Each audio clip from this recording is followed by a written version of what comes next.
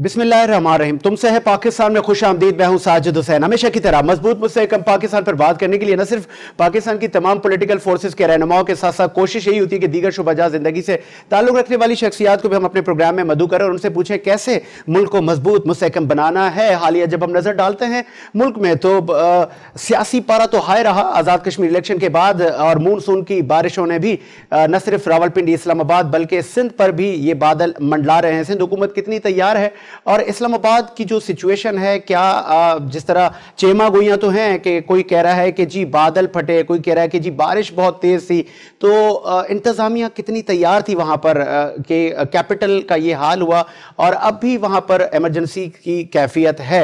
उस पर भी बात करेंगे और बात करेंगे कोविड-19 की फोर्थ वेव के बाद जिस तरह ताजिर बिरादरी और बशमूल जो स्मॉल ताजिर, जो छोटा ताजिर है वो भी बहुत परेशान है, इंडस्ट्रियलिस्ट भी परेशान है, चाहे फूड इंडस्ट्री के जो लोग हैं वो भी परेशान हैं। तो कोई मुश्तरका लाएअमल अभी तक तय हुआ या नहीं हुआ, इस पर भी बात करेंगे। फैजान रवाज साहब भी हमारे साथ लाइन पे मौजूद है और स्टूडियो में मौजूद हैं। आप नौजवान एंकर पर्सन और एडवोकेट मोहम्मद नवाज डैरी साहब। डैरी साहब आपका भी शुक्रिया। फैजान साहब क्या आप कॉल पर मौजूद हैं? जी जी सारे जी जरा सा लाउडली, अगर आपकी आवाज बहुत कम आ रही है। जी अस्सलाम वालेकुम। जी वालेकुम। फैजान साहब क्या कोई लाएअमल हुआ? अभी तो जमहूरियत है, आप ने कोई तो स्केड्यूल आपने दिया होगा कि ठीक है जी कोविड से बचना भी है, कारोबार भी करना है, लेकिन जुमे के बाद मुमकिन है कि मजीद सख्ती हो सिंध हुकूमत की जानिब से? देखिए एनसीओसी ने जो गाइडलाइन दी थी उस गाइडलाइन पे हम लोग रेस्टोरेंट को रन कर रहे थे। वो गाइडलाइन ये है कि अपने स्टाफ को वैक्सीनेट करा लें 100%। वो ऑलरेडी हम करा चुके हैं। अब डाइनेंस के लिए इन्होंने एक और गाइडलाइन ये दी थी कि 50% आप कैपेसिटी खत्म कर दें, वो भी हमने कर दी। उसके बाद उन्होंने कहा कि आप एक स्मार्टफोन के तहत लोगों को चेक करें कि वो वैक्सीनेटेड है या नहीं है, 1166 पे SMS करके उनके CNIC लेके, वो भी हमने इम्प्लीमेंट कर दिया और मॉल्स के अंदर वो इम्प्लीमेंटेबल था। लेकिन हुआ ये कि वो 14 या 13 तारीख को नोटिफिकेशन निकाल दिया गया हो कि डाइनिंग क्लोज कर दिए गए। फिर हमने एक प्रेस कॉन्फ्रेंस की कि हम एहतजाज करेंगे, उसके बाद डायन आउट भी बंद कर दिया गया। अब हमने एक लास्ट प्रेस कॉन्फ्रेंस की थी सैटरडे वाले दिन, जब मंडे से ये बंद होना है, तो गवर्नमेंट के कुछ इदारों ने हमसे राब्ता किया है। CM साहब का भी राब्ता हुआ है, चैम्बर में, कराची चैम्बर के थ्रू हमारा राब्ता हुआ है और हमारे जो ताजिर कमेटी है उनका भी राब्ता हुआ है। तो अब देखते हैं कि कल आज जो है वो CM साहब इस्लामाबाद में आज रात में या कल कोई ताजिरों से मीटिंग हो जाएगी, स्टेक होल्डर को लाइन पे ले लिया जाएगा। मंडे वाले दिन मैं एनसीओसी की मीटिंग में था 1 बजे से 2:15 बजे तक। उसके अंदर भी जनरल आसिफ महमूद गुराया साहब ने पूरी डिटेल बताई और सूरत हाल बताई कराची की, जो कि मुतासिर है कराची। आज भी 31% का रेशो आया हुआ है। तो इन सारी चीजों को भी देखना है हमने। जब ताजिर नुमाइंदे और हुकूमत साथ बैठ के कोई फैसला करेंगे तो हो सकता है कि हम हुकूमत की बहुत सारी चीजों पे अमल कर लें और हो सकता है हुकूमत हमारी बहुत सारी चीजों पे अमल कर ले। कितने फैजान, सॉरी फॉर इंटरप्ट, कितने पुर उम्मीद हैं कि जो आप तजावीज देंगे उस पर हुकूमत अमल करेगी? हम तो जनरल 100% यकीन रखते हैं कि हुकूमत जब तजावीज देंगे उस पर अमल करेगी। वरना देखें, या तो हम उनको कायल कर लें या वो हमें कायल कर लें। ठीक है ना, सिचुएशन खतरनाक है, बिल्कुल है, कोविड से बचना है, इसका हमें इदराक है। ठीक है फैजान साहब आप कॉल पर ही रहे। पीटीआई के रहनुमाओं ने भी हमें ज्वाइन किया है, उनका भी आप सुन लें कि उनकी कितनी तैयारी है। इरफान न्याजी साहब क्या आप कॉल पर हैं? जी जी बिल्कुल। न्याजी साहब खुशामदीद कहेंगे आपको प्रोग्राम में। जुबली मार्केट की दुकानें भी आज गिराई जा रही हैं, ठीक है गैर कानूनी थी, लेकिन सिचुएशन तो देखी जाए कि ये ताजिर कहां जाएं। मतलब महंगाई एक तरफ, मानसून की बारिशें दूसरी तरफ, कोविड तीसरी तरफ, तो हुकूमतों का एक महवर रहा है कि आवाम को फैसिलिटेट करें। आप कैसे करेंगे ये? देखिए पहले तो बहुत बहुत शुक्रिया। हम बिल्कुल फैसिलिटेट कर रहे हैं आवाम को। जैसे आपको पता है कि हमारी गवर्नमेंट ने 35 अरब रुपया इन जो 3 कराची के लिए जहमत बने हुए थे नाले, उनके लिए कुछ नाला इनके लिए जो कराची की जहमत थी 35 अरब हमारी गवर्नमेंट दी है और वहाँ इंक्रोचमेंट भी थी। तो जो घर गिराए गए, जगह गए, उनको सबको हमारी फेडरल गवर्नमेंट ने अकोमोडेट किया और नाले बन गए। इंशाल्लाह आपने देखा अब बारिश हुई, इस दफा जो थोड़ी बहुत बारिश जितनी भी हुई कराची में उस तरह पानी खड़ा नहीं हुआ उसकी मेन वजह वो 3 नाले हैं।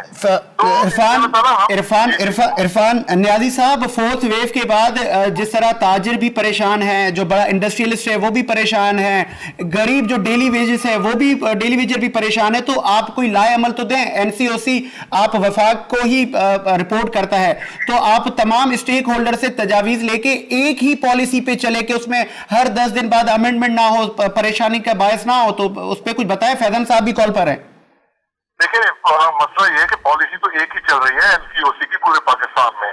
अब मसला ये है कि कई लोग एहतियात ज्यादा कर रहे हैं, कई कम कर रहे हैं, समझ से बाहर है। कोरोना जिस तरह का एकदम से पहला, आपको पता है, आपको अच्छी तरह पता है, मैं भी इसमें इफेक्ट हुआ और महीना भर मैंने भी इस पे कैफियत से गुजारा। तो हम एहतियात नहीं करते, हमें एहतियात करने चाहिए। वैक्सीनेशन के लिए उल्टी सीधी लोगों ने अफवाहें फैलाई हुई है और आप वैक्सीनेशन लाजमी करवाएं।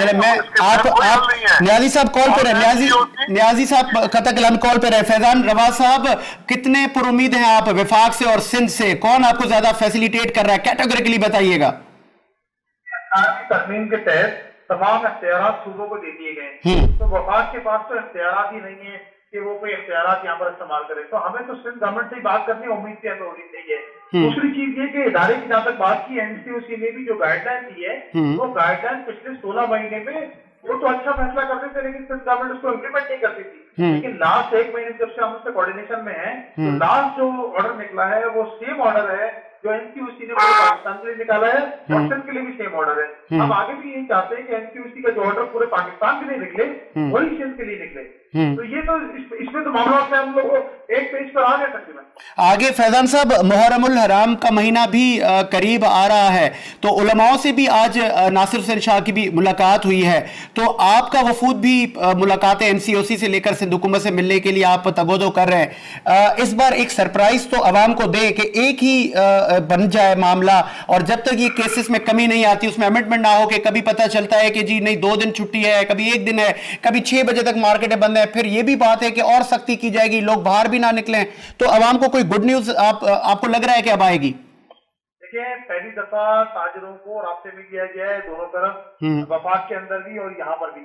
देखिए, स्टेक होल्डर से रास्ता करेंगे, फैसले अच्छे होंगे। इस दफा Karachi chamber, federation, all association, restaurant association, market association, electronic market association, wholesale market association, तमाम एक प्लेटफॉर्म पे बैठ के ताजिर एक्शन कमेटी के प्लेटफॉर्म से हमने तमाम बातें सिंध गवर्नमेंट के सामने रखी हैं। जो उन्होंने देखिए बेहतर समझी होगी तो उन्होंने मीटिंग के लिए कॉल कर ली ना। अब उन्होंने मीटिंग के लिए कॉल कर लिया, उनको भी मौका देना चाहिए कि जब मीटिंग के दरमियान जो बातें तय हो जाए उसके बाद ही जो फैसला किया जा सकता है कि सिंध गवर्नमेंट वाकई सीरियस है ताजिरों के मसाइल सुनने में। इस वक्त तक तो हमें ऐसा नजर आ रहा है कि वो वाकई सीरियस है, और उन्होंने जो कमेटी बनाई है वो भी कमेटी अच्छी है। नासिर हुसैन शाह साहब है उसके अंदर, उसके अंदर अवैध शाह साहब है, मुर्तजा वहाब है और खुद सीएम साहब है।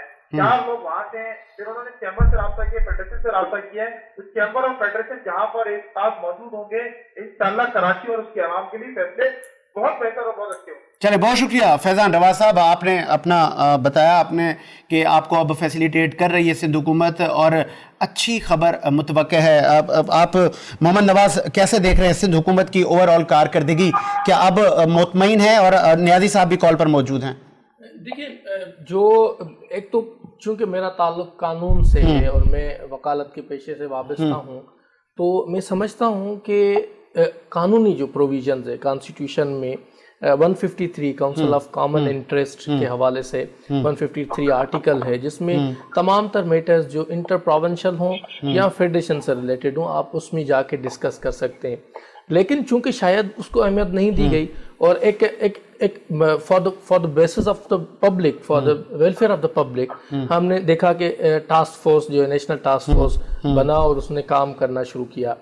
लेकिन वहाँ हमें कुछ चीज़ों पर वफाक और प्रोविंस के दरमियान पहले भी हमने देखा कि शदीद इख्तलाफात रहे, स्कूल खोलने के हवाले से, बंद करने के हवाले से और दीगर चीज़ों में।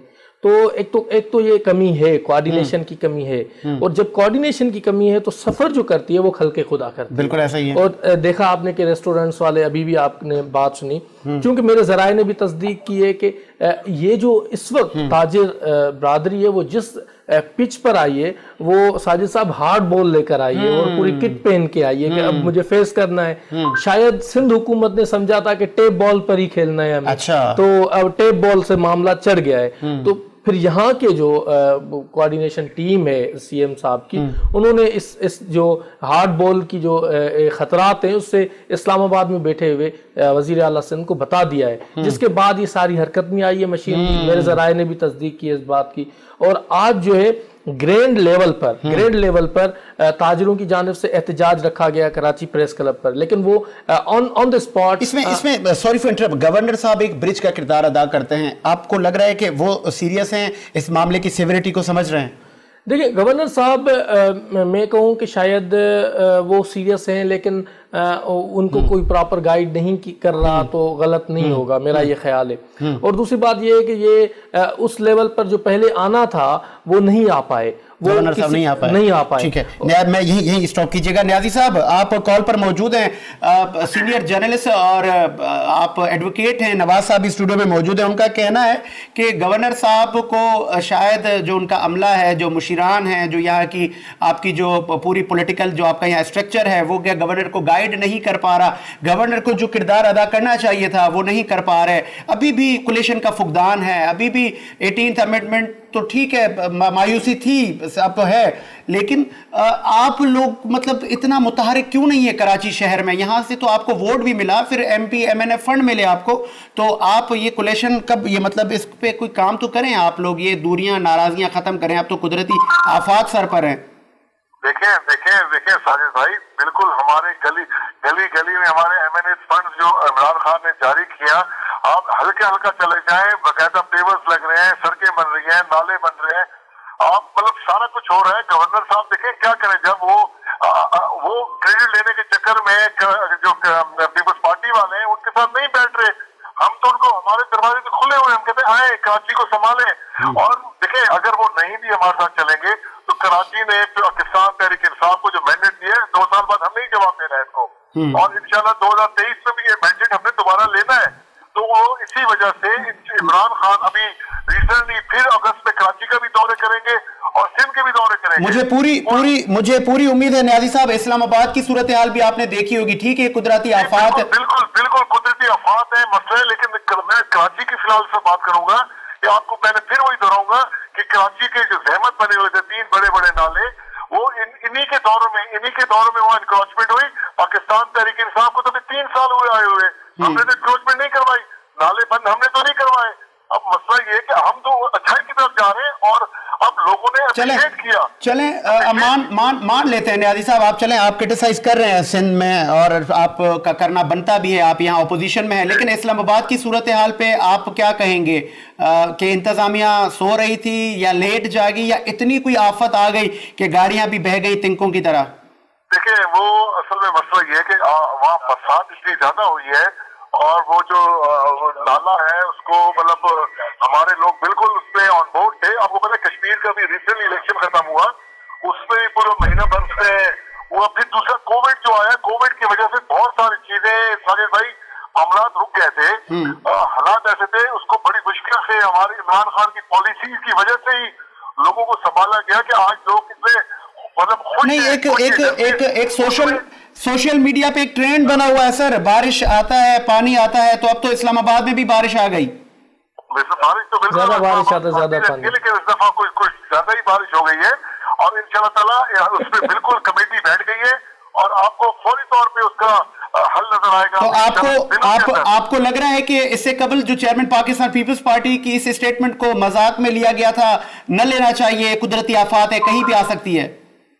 देखिए वो तो सोशल मीडिया है और उसको कोई पाकिस्तान तहरीक इंसाफ ने तो नहीं उसको मजाक बनाया, वो तो सोशल मीडिया पे पाकिस्तान की अवाम है। नहीं सर, PM इमरान खान साहब, सर कता कलामी के लिए माजरत है, PM इमरान खान साहब ने भी टोंट किया था इस बात पे। बिल्कुल किया था, वो जबरदस्ती उनकी उस पे तो इमरान खान को तो हम कुछ नहीं कह सके क्योंकि उन्होंने किया एक चीज उस पे किया, लेकिन जाती हैसियत मैं बिल्कुल कहूंगा कि ये चीजें नहीं होनी चाहिए, किसी की तरफ से भी नहीं होनी चाहिए।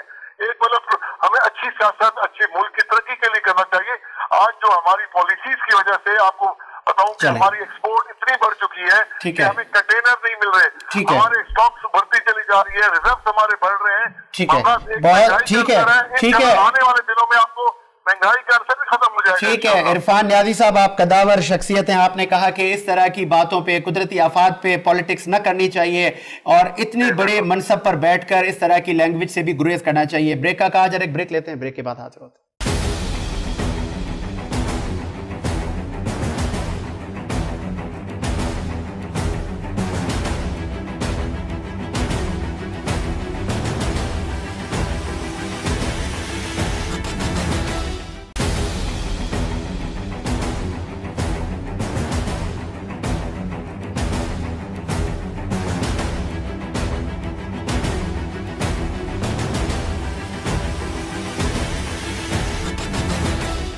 ब्रेक के बाद खुश आमदीद। प्रोग्राम को मजीद आगे बढ़ाते हैं और पाकिस्तान पीपल्स पार्टी के जनाब अली राशिद साहब ने भी हमें ज्वाइन किया है और उनसे भी हम बात करेंगे कि आगे ये ऊंट किस करवट बैठेगा और मामलात किस तरफ जाएंगे।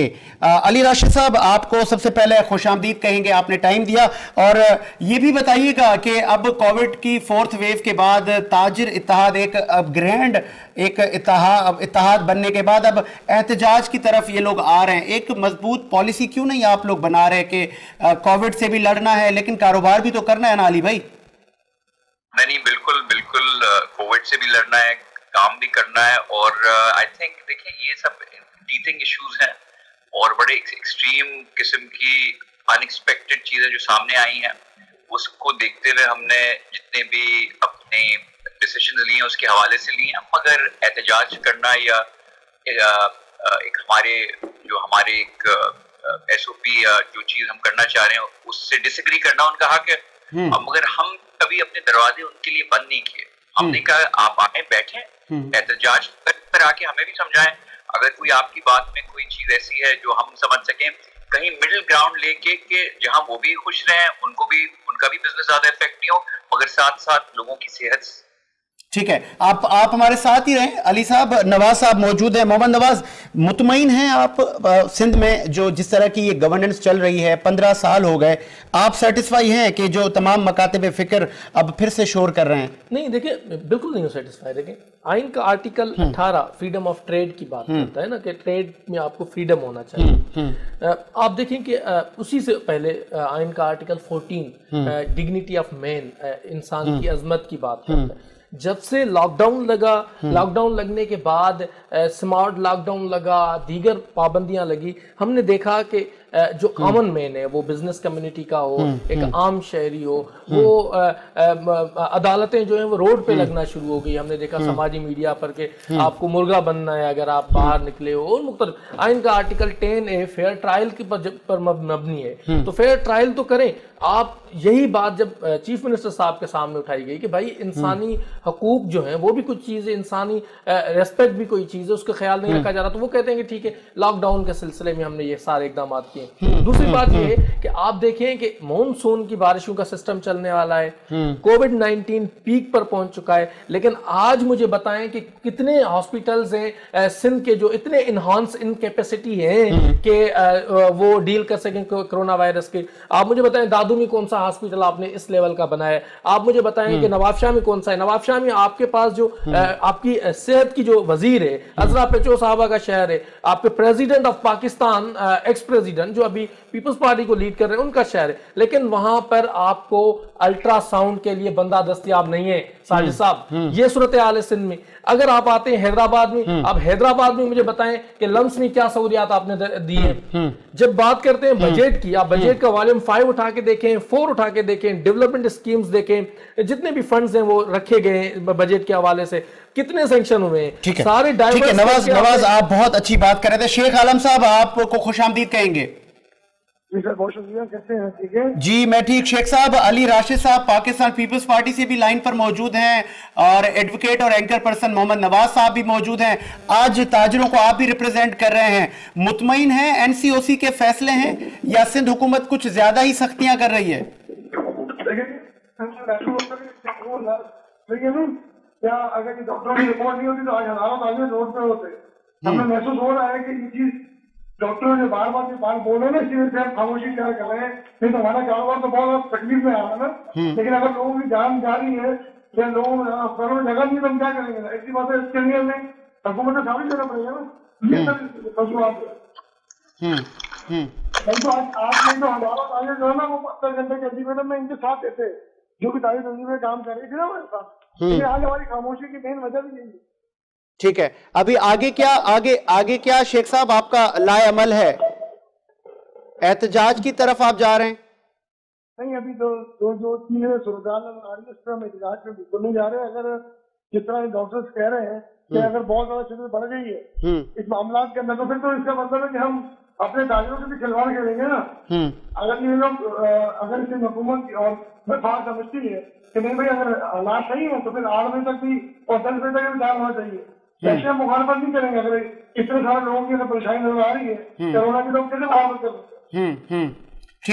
ठीक है, बहुत शुक्रिया आपका शेख आलम साहब, आपने अपना तज्जिया दिया। अली राशिद साहब, आपने सुना होगा कि शेख साहब भी काफ़ी मायूस नज़र आए और नवाज साहब स्टूडियो में आपको सुन रहे हैं। और बताइएगा कि इतने मामलात ऐसे क्यों? 15 साल हो गए पाकिस्तान पीपल्स पार्टी को, स्पेशली सिंध में हुकूमत करते हुए, अभी तक तमाम चीज़ों को आप एतमाद में क्यों नहीं ले रहे? आगे मुहर्रमुल हराम आ रहा है, उलमाओं से भी आज नासिर हुसैन शाह साहब की आज मीटिंग हुई है, कैसे मामलों को आप लेके चलेंगे?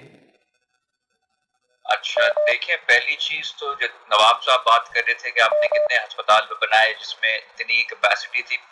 पहले तो मुझे ये नहीं पता कि नवाब साहब ये हैं कौन, और ये क्या कभी पाकिस्तान मुझे राशिद साहब का पता है कि राशिद साहब ने रिसेंटली ज्वाइन किया है पाकिस्तान पीपल्स पार्टी को। इससे पहले दीगर सियासी पार्टी से ताल्लुक रखते हैं। मैं अली साहब, नवाब साहब आप अपनी बारी पे बोल लिए थे, तो बेहतर होगा कि हम थोड़े इखलाक के दायरे में रह के अपनी बारी पे बोले। अब मैं बात मुकम्मल आपने जब बोला था तो मैंने बड़े हौसले से सुना था, आप थोड़ा हौसले से जवाब भी सुन लें।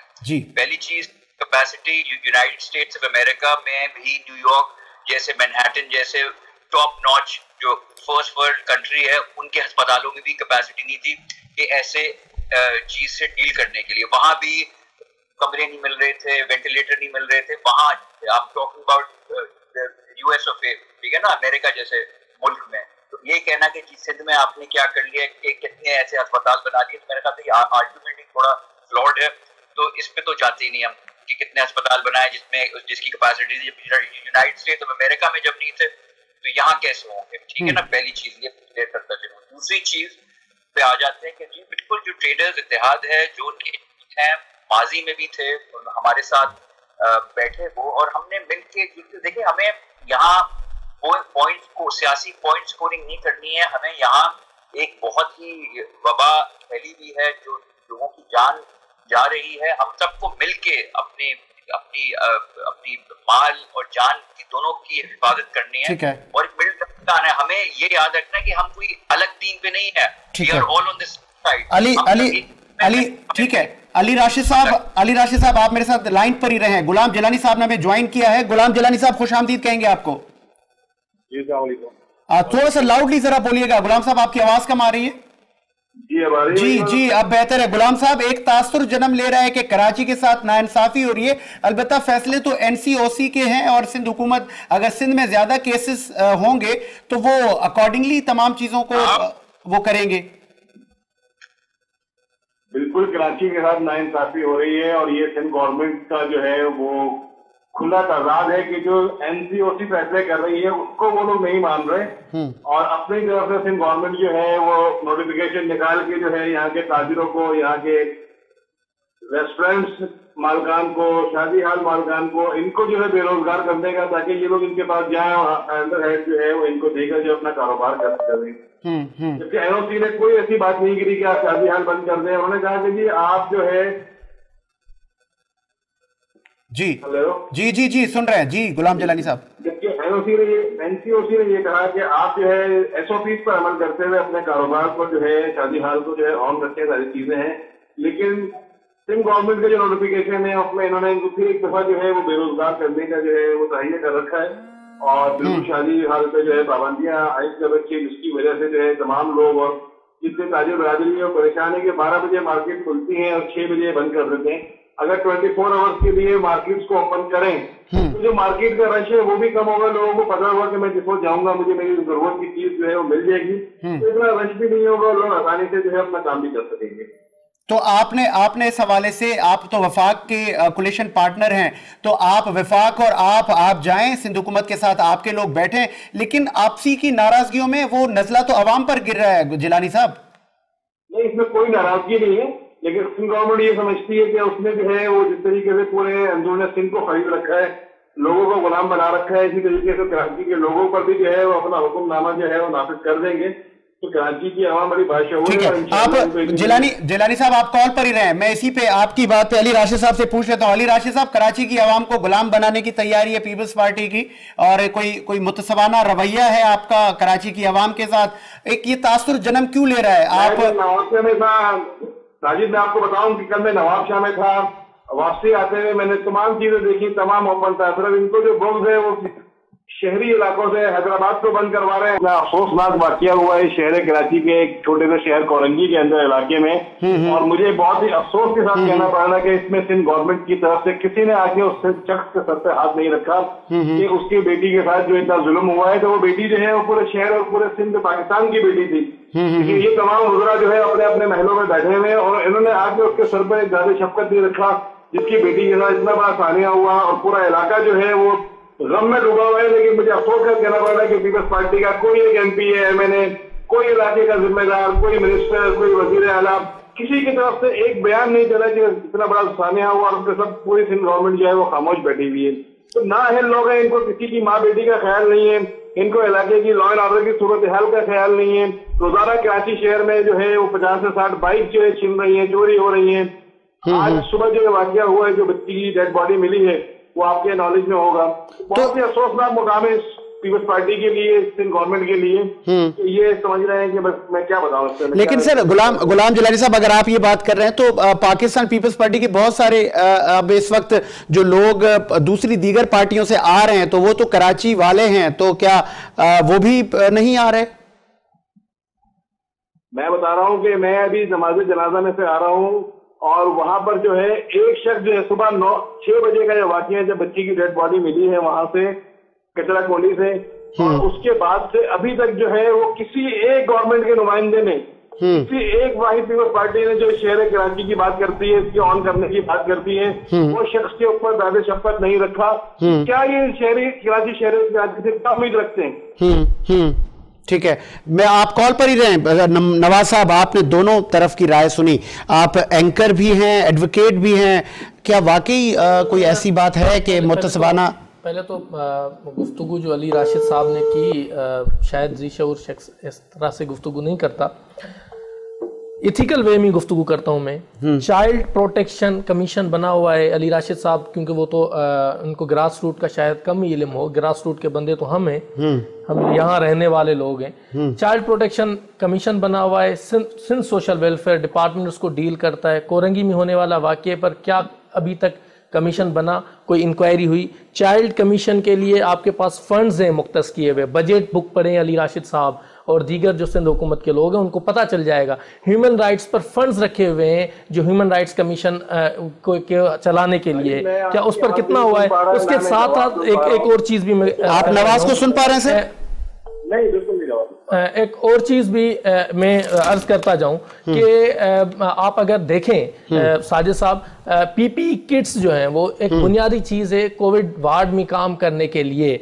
आप मुझे बताएं कि सिंध के कितने हॉस्पिटल्स में डॉक्टर्स को PPE किट्स फराम की गई हैं, मास्क तक दस्तियाब नहीं है, ग्लव्स दस्तियाब नहीं है। उसके साथ साथ आप चलें मेरे साथ, रुतफाव हॉस्पिटल चंद कदमों दूर है यहाँ से, सिविल हॉस्पिटल जिसको कहा जाता है, उसके बाद उसका नाम तब्दील किया गया है। उसके कोरोना वार्ड में, कोविड वार्ड में अटेंडेंस आते हैं, डॉक्टर्स बताते हैं, अटेंडेंस आते हैं, उस कोविड के पेशेंट से मिलके डॉक्टर से पूछते हैं कि मेरे बच्चे को क्या हुआ है। अच्छा, उसके बाद वो पूरा मार्केट घूम के आते हैं फ्रूट लेकर उसके उसी कोविड वार्ड में। चले ना मेरे साथ, मैं आपको फैक्ट्स दिखाऊं, मैं आपको दिखाऊं कि मलीर में जो 100 बेड हॉस्पिटल है उसका क्या हशर किया हुआ है। मैं आपको दिखाता हूं ना, चले मेरे साथ, पीपल्स हॉस्पिटल चले जो नवाब शाह का है, मेरे साथ चले मैं आपको दिखाता हूं मोरक्को तालका हॉस्पिटल, वो क्या आधे से ज्यादा हॉस्पिटल्स पीपीएचआई को दी गई हैं। वो पीपीएचआई की रिजल्ट आपके सामने, वो जो फैसला करते हैं वो अकले कुल होता है। ठीक है, आप क्या सुन रहे हैं मोहम्मद नवाज साहब की गुफ्तगू गुलाम जलानी साहब? क्योंकि राशिद साहब ग्रास रूट से ताल्लुक है नहीं, तो वो चीजें शायद पता ना हो। मुझे पता है कि बड़ी लेवल के लोग हैं ये, लेकिन हम तो उस गरीब आवाम की बात करेंगे जिनके टैक्सेस से ये हुकूमतें बनती हैं, और उस गरीब आवाम को कोई रिलीफ नहीं है। कोविड वार्ड्स तक का कोई रिलीफ नहीं है, ऑक्सीजन खत्म हो जाते हैं चलते चलते। आपको मैं बेसिक एक चीज बताऊं, मुझे टेक्निकली वो लफ्ज याद नहीं आ रहा, जिसके थ्रू आपके कोविड के जो वायरस के जो जुज हैं वो उसको बाहर निकाला जाता है, सैंक्शन किया जाता है उस कोविड वार्ड में। कराची के सिविल हॉस्पिटल के जो वार्ड बना हुआ है उसमें वो नहीं लगा हुआ। सेंट्रल आईसी एयर कंडीशन होना चाहिए वार्ड्स। कराची का civil hospital central ward air condition नहीं है, वहां के पीपीई किट्स दस्तयाब नहीं है डॉक्टर्स को। इस तरीके से मुख्तलिफ हम एनआईसीवीडी की बात करते हैं, yes you do very well, हम अप्रिशिएट करते हैं कि एनआईसीवीडी बेहतरीन काम किया है, लेकिन आपने किसी शायद एक मखसूस शख्स को बिठा के और उनको मरातें दे के और फिर आप उसको पॉलिटिकल फिगर के लिए तो इस्तेमाल कर सकते हैं, लेकिन दीगर हॉस्पिटल्स भी हैं, दीगर अमराज के जगहें भी हैं, आप उन पर भी काम करने की। ठीक है गुलाम जलानी साहब, मैं आपकी तरफ आऊंगा। आप वफाक के कोलिशन पार्टनर भी हैं और अभी तक रहेंगे और आखिर तक रहेंगे, ये आपको ही पता होगा, लेकिन आप क्या सरप्राइज कुछ कराची वालों के लिए आप ही चले अगर कह रहे हैं कि यहाँ पे कुछ सिंध हुकूमत नाइंसाफी कह रही है शहरी इजला के साथ, तो आपकी तरफ से कोई खुशाइन बात? ठीक है, आप जनाजों में जा रहे हैं, आप ग्राउंड पर हैं, लेकिन कोई मेगा प्रोजेक्ट तो वफाकी हुकूमत ने भी नहीं दिया अभी तक कराची को। वफाकी हुकूमत को अभी गवर्नमेंट संभाले हुए 3 साल हुए, ठीक है, 3 साल में आपको पता है कि क्या हो सकता है। आप उनसे सवाल नहीं कर रहे जो 13 साल से गवर्नमेंट में है और गवर्नमेंट में बड़े अच्छे अहदों पर फाइज है, बल्कि पूरा सिंध के करता धरता ये लोग हैं। आप इनसे नहीं पूछ रहे कि क्या कर रहे हैं। इन्होंने किलाड़ी का मेडिकल कॉलेज था उसको उठा के जो है ये कहीं और शिफ्ट कर रहे हैं। इसी तरीके के और बहुत सारे मामला है जो भाई बात कर रहे थे कोविड के ऊपर। कोरंगी का जो सिंध गवर्नमेंट का हॉस्पिटल है, इसमें इस वक्त भी जब मैं आपसे बात कर रहा हूँ तो ऑक्सीजन मौजूद नहीं है। जो कोविड को वार्ड बनाया है उसमें सिर्फ जो है वो कुत्ते जो है बेड के नीचे बैठे हुए हैं। अगर आप वहां का विजिट करें, यहाँ पे जो है इन लोग आते हैं तो वो साफ सुथरा होकर उसको जो है विजिट करा दिया जाता है, और उसके बाद जो सूरत हाल है वो ये है। तो ये कभी भी जो है शहर कराची से क्या इनको जो है वो शहर कराची से नहीं बल्कि उर्दू स्पीकिंग से बोलने बाद मुक्त हुआ है, और इनके दिल में जो कीना है महाजिरों के लिए, वो नहीं चाहते कि कराची के लोग जो है वो कोई फैसिलिटी जो है गवर्नमेंट से हासिल कर सकें। ये सूरत हाल है, इसके में आप बताएं क्या कर सकते हैं। ठीक है, अभी ठीक है, मानसून का सीजन है और इस्लामाबाद की सिचुएशन भी आपके सामने है। कराची में सिंध हुकूमत कितनी इसमें उसने तैयारी की है और आप लोग कितने पुरअज़म हैं? अगर खुदा ना ख्वास्ता यहाँ पे भी वही बारिशें होती हैं तो फिर यहाँ पे भी कश्ती रानी और इस तरह के मामला चलेंगे। राजीव भाई, मैं आपको बताऊं कि मेरी उम्र है 48 साल। मैंने 48 साल के इस अरसे में कभी नहीं सुना कि किसी शहर में 320 मिलीमीटर बारिश हुई हो। अब अचानक की जो नागानी आफात है उसका मुकाबला करने के लिए डेफिनेटली जो है इमरजेंसी बुनियादों पे जो है वो काम करना पड़ता है। लेकिन मैं अल्लाह ताला से दुआ करता हूँ कि शहर कराची में इसका क्वार्टरली भी जो है वो बारिश ना बरसाए, क्योंकि मुझे पता है कि शहर कराची जो है लावारिसों का शहर है। सिंध गवर्नमेंट जो है इसको ऑन भी नहीं करती, और यहाँ पे अगर 50 मिलीमीटर की बारिश होती है तो उसके बाद जो है यहाँ पे दरिया सिंध का मंजर जो है पूरा शहर कर रहा होगा। और जिस तरीके से कि इलेक्ट्रिक के हवाले से जो है एकदम तार टूटना शुरू हो जाते हैं और दूसरे मामला हो जाते हैं, लोगों की अमवात होना शुरू हो जाती है। तो मैं अल्लाह ताला से यही दुआ करूंगा कि बारान रहमत को कम बरसाएं शहर के ऊपर, ताकि जो है पीपल्स पार्टी की जो मुतासिबाना पॉलिसी है उसका पोल ज्यादा ना खुल सके।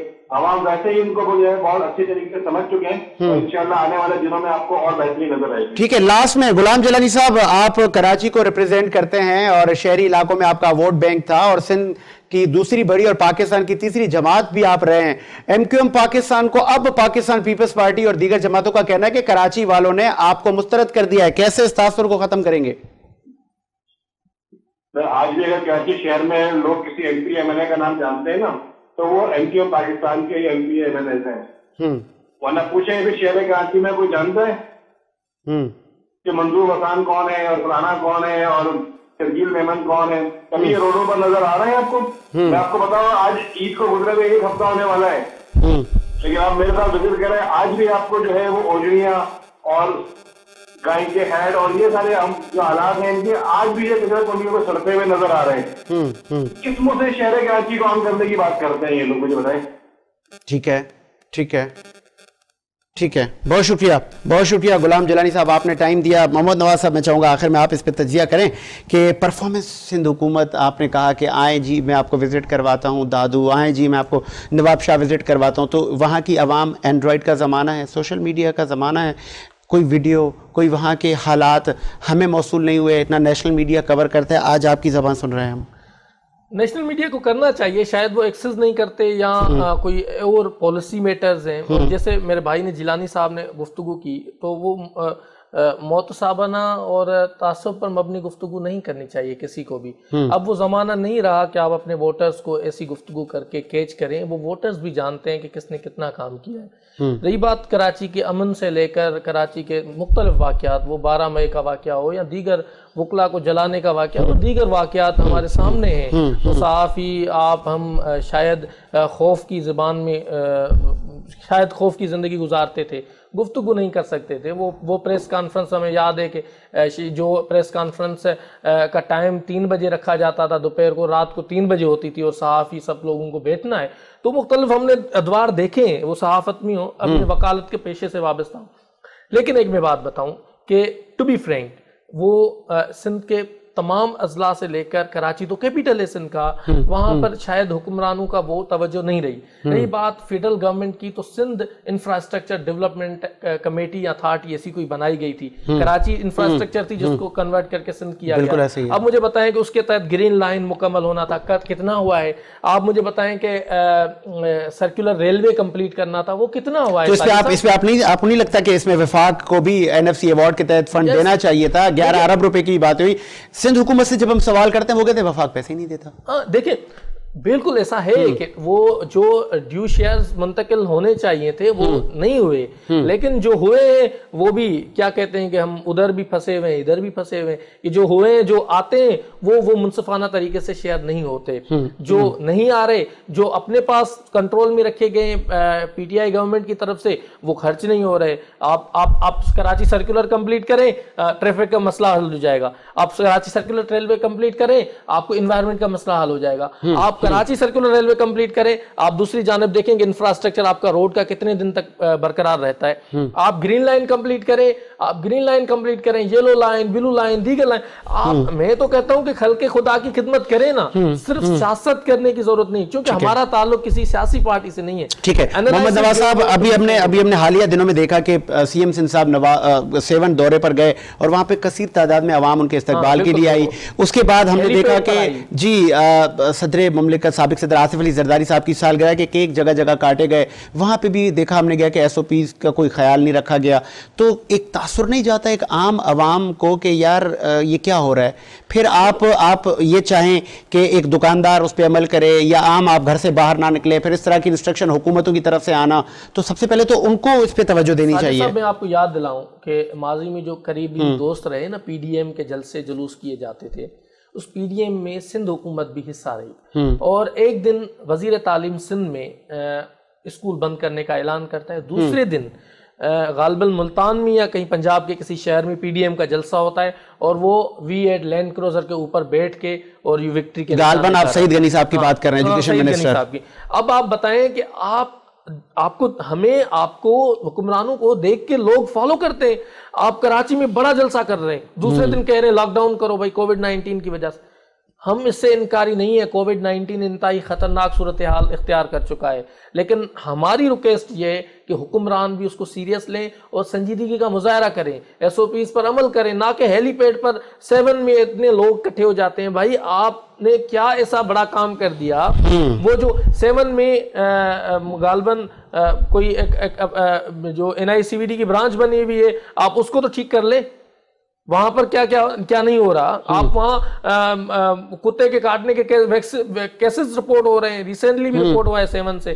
आप उनको तो कंट्रोल करें, आप वहीं पर ही लोगों को जमा कर देते हैं। तो आप क्या कारनामा सर अंजाम दे रहे हैं जिसकी वजह से आप यहाँ पर आए?